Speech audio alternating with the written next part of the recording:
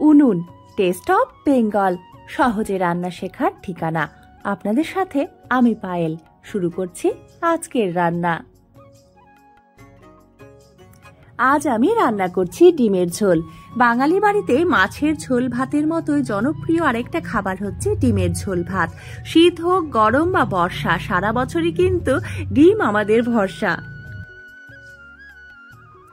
আর সুস্বাদু ডিমের ঝোল রান্নার আসল রহস্য লুকিয়ে থাকে ডিম ভাজার কায়দায়। আজকের ভিডিওতে সেটাই আপনাদের আমি দেখাবো, তাই ভিডিওটা আপনারা পুরোটাই দেখবেন। রান্নার জন্য এখানে আমি 6টা ডিম নিয়েছি। ডিম ভালো করে সেদ্ধ করে নেব।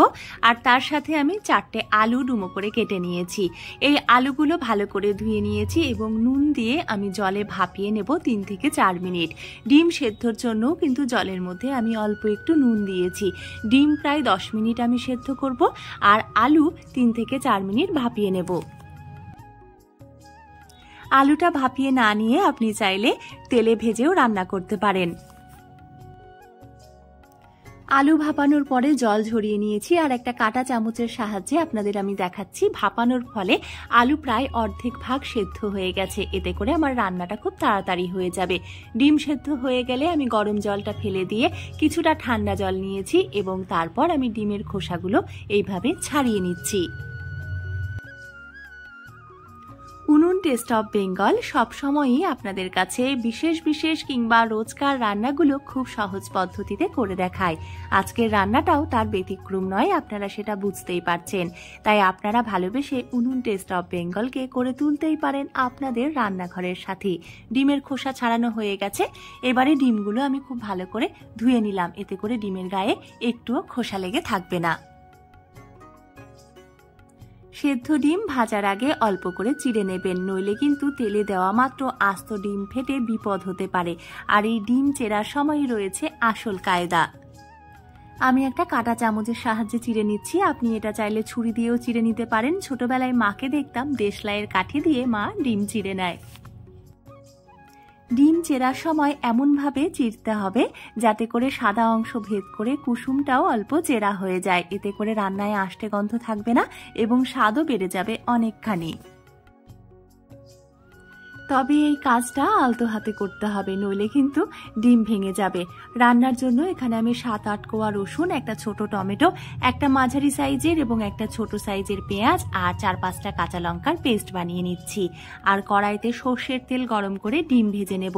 মাছ ভাজার জন্য যেরকম ভালো করে তেল গরম করতে হয়, এখানেও কিন্তু সেই একইভাবে তেল গরম করে নিতে হবে।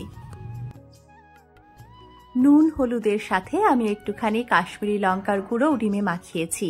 আর আঁচ কমিয়ে খুব কড়া করে ডিমগুলো ভেজে নেব, কারণ এভাবে কড়া করে ডিম ভেজে সেই ডিমের ঝোল রান্না করলে ডিমের ঝোলের স্বাদ খুব ভালো হয়। তবে একান্তই যারা এরকম কড়া ভাজা ডিম খেতে পছন্দ করেন না, তারা আপনাদের পছন্দ অনুযায়ী হালকা করে ডিম ভেজে একই পদ্ধতিতে রান্না করবেন। ডিম ভাজা হয়ে গেছে, এবারে আমি নুন হলুদ মাখিয়ে ভাপিয়ে রাখা আলুগুলো হালকা করে ভেজে নিচ্ছি। ফোড়নে আমি দিয়ে দেব গোটা জিরে, তেজপাতা আর শুকনো লঙ্কা। ফোড়ন থেকে সুন্দর গন্ধ বেরোলে দিয়ে দেব টমেটো, পেঁয়াজ, রসুন আর কাঁচা লঙ্কা বাটা। এই মশলাটা হালকা ভাজা হয়ে আসলে দিয়ে দেব আমি 1 টেবিল চামচ হলুদ আর তার সাথে হাফ চা চামচ চিনি। হলুদ আর চিনি এইভাবে মশলার সাথে দিলে রান্নার রং খুব ভালো হয়। দিয়ে দিলাম আমি 1 চা চামচ আদা বাটা আর দিয়ে দেব 1 চা চামচ জিরে গুঁড়ো। হাফ চা চামচ ধনে গুঁড়ো দিয়ে সব মশলা আমি খুব ভালো করে একসাথে কষিয়ে নিচ্ছি। উনুন টেস্ট অফ বেঙ্গল বিভিন্ন ধরনের রান্নার সাথে সাথে আপনাদের কাছে একটা বার্তাও পৌঁছে থাকে। খাবার এবং জলের অপচয় করবেন না, খাবার ভাগ করে নেবেন, এতে ভালোবাসা বাড়ে। আর পশু পাখিদের তো অবশ্যই খাবার দেবেন। মশলা কষানো হয়ে গেছে, এবার আমি ভেজে রাখা আলু দিয়ে কষিয়ে নিচ্ছি আরও 1 থেকে 1.5 মিনিট। আলু যেহেতু আগেই ভাপিয়ে নেওয়া হয়েছে এবং ভাজাও হয়েছে, তাই আলু সেদ্ধ হতে একদমই সময় লাগবে না। ভেজে রাখা ডিমগুলো দিয়ে আমি কষিয়ে নিচ্ছি আরও 1 মিনিট। তারপরে দিয়ে দিচ্ছি 1 গ্লাস উষ্ণ গরম জল। এই সময়ে কয়েকটা চিড়ে রাখা কাঁচা লঙ্কাও দেওয়া যেতে পারে, তবে আজকের রান্নায় যেহেতু আমি ঝাল লঙ্কার গুঁড়োর ব্যবহার করেছি তাই আলাদা করে আমি কাঁচা লঙ্কা দিলাম না। ঝোলের স্বাদের জন্য আমি দিয়ে দিলাম পরিমাণ মতো লবণ, আর সবশেষে দিয়ে দেব হাফ চা চামচ গরম মশলার গুঁড়ো। তারপর গ্যাস বন্ধ করে ঢাকা রেখে দেব 2 থেকে 3 মিনিট। তাহলেই হয়ে গেল আমাদের আজকের রান্না।